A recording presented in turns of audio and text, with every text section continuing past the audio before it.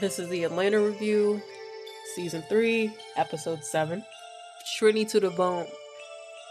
This episode takes place in New York with a white man jogging through Tribeca listening to Sada Baby, which is. Yeah. This is another standalone episode focusing on the Warner family. Miles, who's the father, Bronwyn, the mother, and their son, Sebastian, or Bash. It doesn't take long to see how much Sylvia Hassana, who is the Trinidadian nanny, runs the Warner household, let alone is in tune with their child Sebastian more than they even understand. The spicy mango curry sauce, that's exactly what I knew. They literally left Sebastian to his own devices, his iPad, if you will, as they were trying to figure out their morning, assuming that they were being inconvenienced and stood up by Sylvia. He was not being disruptive. He was just chilling, watching, Proud Family, not eating breakfast that his mom had brought him because it was bland. So his father, Miles, had to put the spicy mango curry sauce on top so he could, make it official for him. So after some time, Miles learns that Sylvia has passed away. Unfortunately, in that moment, you see them experience a roller coaster of emotions, everything from sorrow and the sheer panic of who has to deal with their child now because their days are essentially ruined. Throughout the episode, there's a package that's getting delivered to the Warner residence. It's like a yellow envelope or whatever. It's like a bubble mailer. He tries to return it to sender, but there's no return address. But we're just going to circle back to that later because it is significant. Bronwyn misses her yoga class in the morning in order to take Bash to school.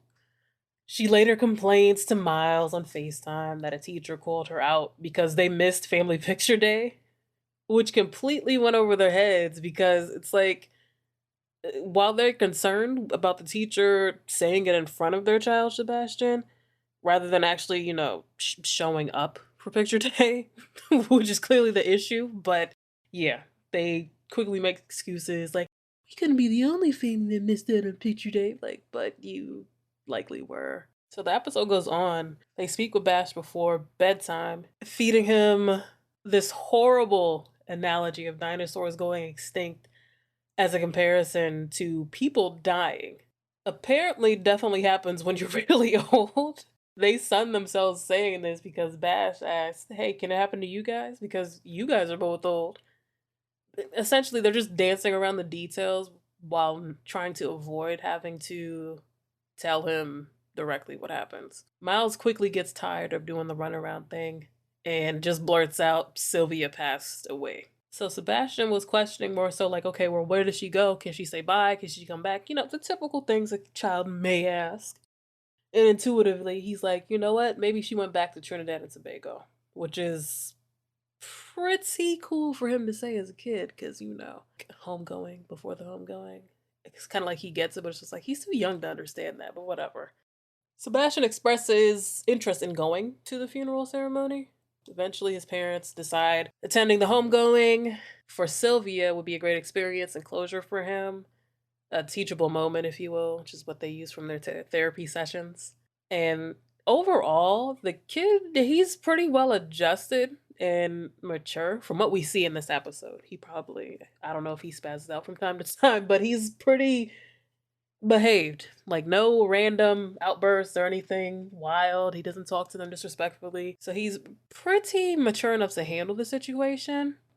I would agree. He looks of age enough to attend a funeral ceremony with the connection that him and Sylvia had. It just makes sense that he would go to, pay respects at minimum. So although they make the decisions to go to the homegoing ceremony, I feel like it was more so to fulfill their comfort and to learn who exactly Sylvia was.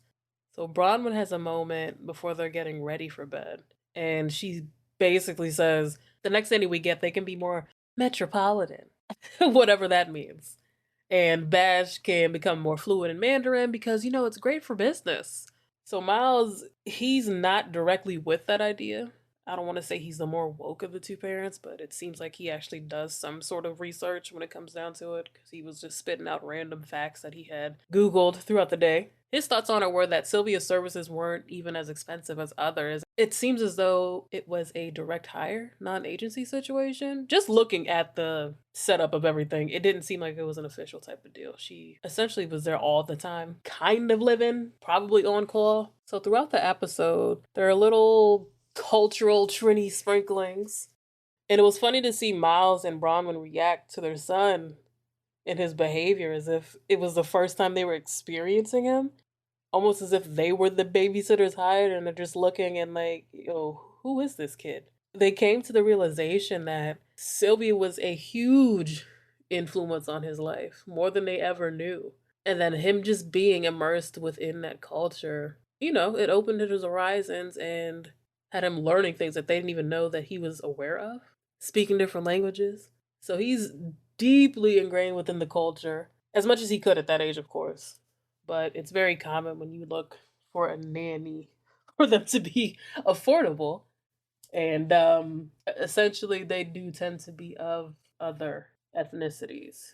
Typically, not always, sometimes the other different or whatever, but when it comes down to it, they do tend to offer services that are more affordable than bigger agencies and like official joints. Learning through immersion as a child is everything, and it tends to stick with you. So that's where she was coming from earlier when she was saying, oh, maybe we can get one that's more metropolitan and speaks Mandarin. Just like, okay, lady. As if they couldn't afford Mandarin lessons, but you know what? From all that money they were saving, not paying Sylvia what she was worth, yeah. They meet up with Joy, one of Sylvia's daughters, before the service to give her belongings that her mother left in their home. It was a ton of stuff. Stuff that they didn't even realize that she had in their house, which is kind of like, yo, what else are y'all preoccupied with?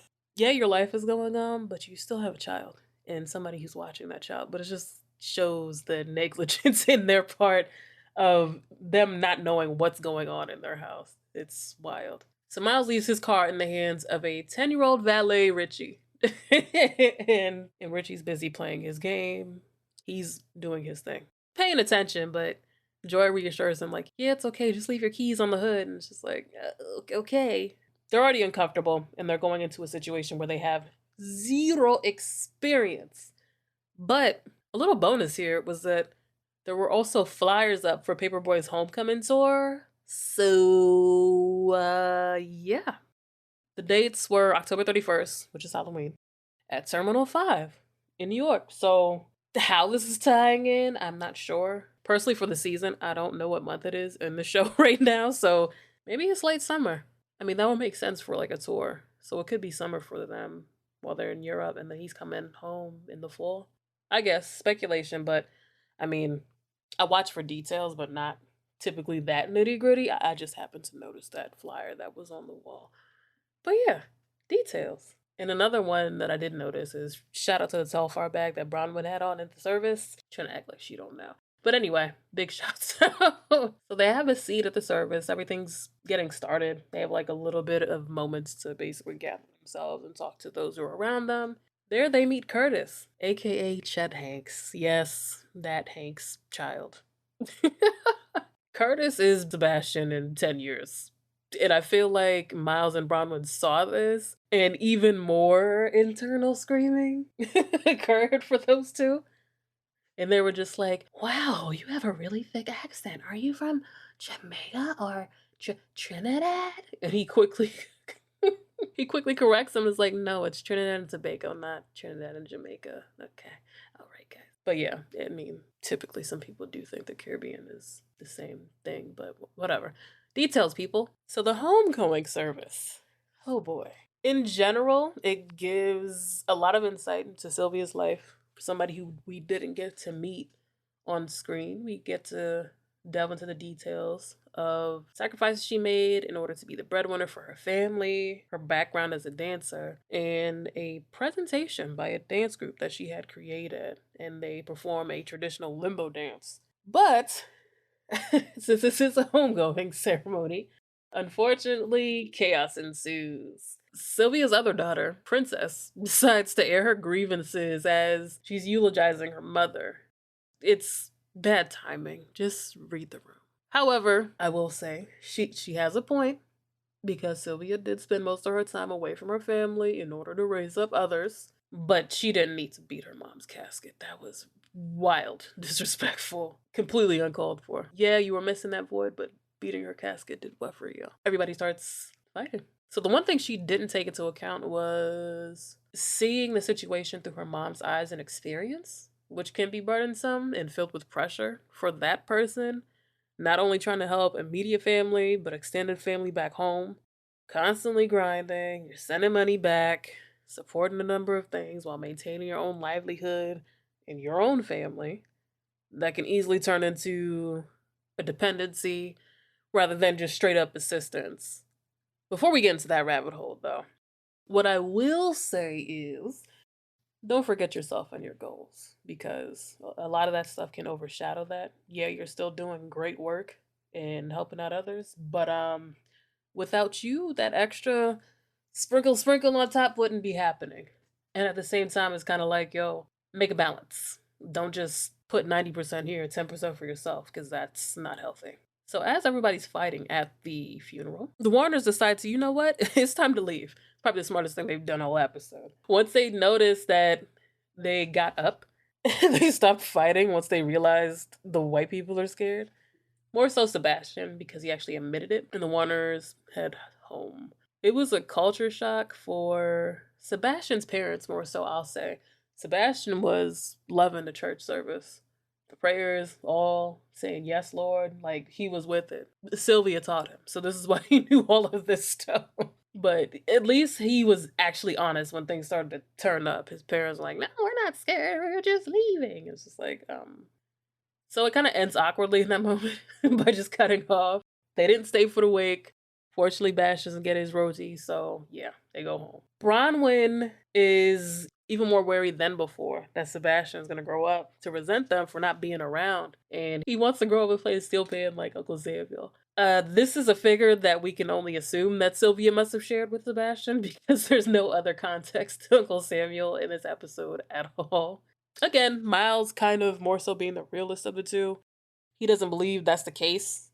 And again, is met with some more banging at the door. So the episode ends with a reveal of the package's contents. This is the third attempt of delivery. He opens the package, and it's nice photos of Sylvia and Sebastian taken at his school's family picture day. Aww. And it was kind of weird because it was just kind of like, if you looked at all the poses and them smiling together, it could just be me reading into it and just thinking a little bit too much literally, but I'm gonna say it anyway. They kind of look, I don't want to say they look the same. As far as their facial expressions and the way that he was smiling, it's kind of like he was mimicking her smile in the picture. So, yeah, interesting. Just run that back and see if, I'm not making stuff up. The overall message for this episode, I feel, is a sentiment I'm going to repeat again.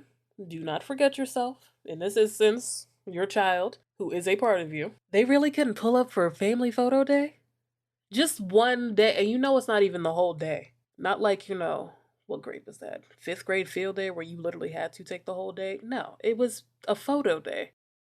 They could have stopped by during lunch, snap, a little bash. Sylvia could have been in the picture too. Boom.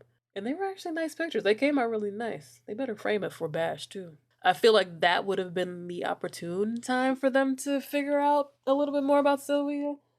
Because they just, I don't want to say it, but I have to say it. They pretty much just used her for her services.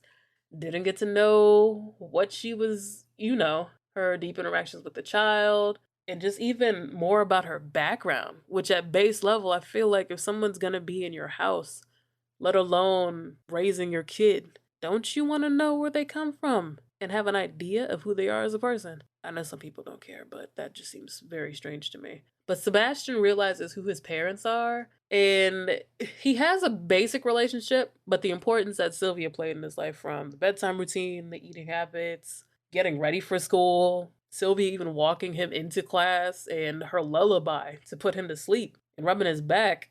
It's just like the disconnect between his parents. They don't even know basic stuff that he likes or enjoys or needs without being questioned or having to be reminded by him. Like, oh, Sylvia used to do that. But yeah, it's like little moments that were in this that were really nice. He even says goodnight to her ghost, basically talking toward the chair that she used to sit in until he fell asleep. Wholly, there was less of a comedic focus in the social commentary anthology episode. It has its moments, but this is probably one of the more dry, meaningful episodes. It's not terrible, as it served as a lens into modern parenting and how things go when people bring in a third party into the mix to watch their child, but it's kind of like they have absolutely no idea of what's going on. They're just basking in the convenience of that person being there and not having to deal with real time things that are going on. And it's not even big stuff, it's the little things that they missed over that kind of impacted them toward the end of the episode. And well, I don't want to say they woke up. Hopefully, they'll wake up because they're still in it. This is still dealing with this whole grieving period and them losing, obviously, a big part of their son's life. So, how they react to this is key. I don't know if she's gonna go ahead and get that Metropolitan Nanny, whatever the hell she wanted, and shell out the dollars for that. But I don't know. They were also approached at the homegoing service for, a replacement for Sylvia because he taught Little League, so he feels like he would be a good fit as a replacement. I doubt they'll go with him, but gaining that experience, which obviously it's kind of like anybody's funeral isn't a joyous occasion, even though, yes, you are sending someone home. But I feel like the funeral shouldn't have been the first place where they learned all this information about Sylvia. That within itself was just like, really? Yeah, I didn't know this? These are just like basic facets of her life. Literally the least you could do. So yeah, do your research, figure it out. I don't. I really don't see how they would just let somebody in their house without doing any sort of research, especially how nosy Miles seemed. Of the parents, he just seems like he was the more inquisitive one that would actually wonder and be curious enough to look into that stuff, but I guess not. They were just busy with life. But we are getting down to the last 3 episodes. That's so crazy. It's almost over. It's been so good though. And stop complaining about these anthology episodes. I don't want to say, do you not see what they're doing here? But it's kind of obvious. Once the season's done, go back and watch all of them together. Oh my god. Still feel like this episode was still strong enough to thug it out with the rest of the episodes. A lot more chill in comparison, but you already know what we got last week, or the week prior to, because I'm late. But hi.